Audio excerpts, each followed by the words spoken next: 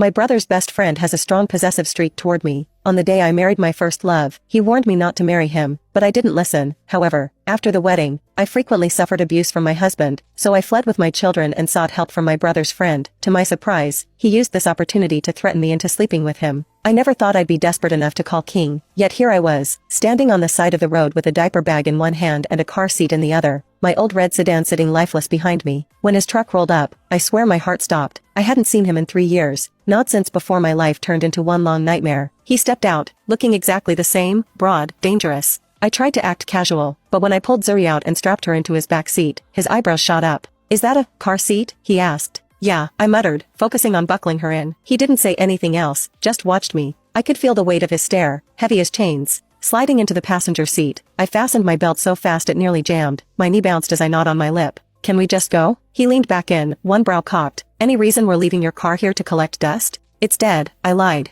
"Battery or engine?" "Engine," I rushed. "You want me to call a tow?" "No," I forced a calm tone, though my voice wobbled. "Isaac said he'll get it later." King smirked, like he could see right through me. "Have somewhere to be, kitten." I stayed quiet, staring straight ahead, praying he'd drop it. When we hit the highway, he cleared his throat. "So, who's the kid?" I hesitated. "Zuri, my daughter." That word hung in the air between us. Daughter. "How old?" he pressed. 7 months. He didn't answer. He just kept his eyes on the road, jaw tight. I knew he wasn't the kid type, but I caught him sneaking glances in the rear view, like he couldn't help himself. "She's got your curls," he muttered. "Yeah," I gave a weak smile. "She does." The farther we drove, the more I relaxed. No Isaac in the mirrors, no headlights tailing us. Just distance between me and the man I'd finally escaped. I tried for small talk. "So, where's Gray?" Surprised he hasn't called me back yet. King grunted. "Busy. Club stuff." "Club," I scoffed. "Pretty sure you mispronounced gang." He didn't rise to it, though his eyes flickered. For once, he kept his mouth shut. When we pulled into the Target lot, I practically jumped out before the truck stopped rolling. I had a list in my head: diapers, formula, food, essentials. "Don't forget something?"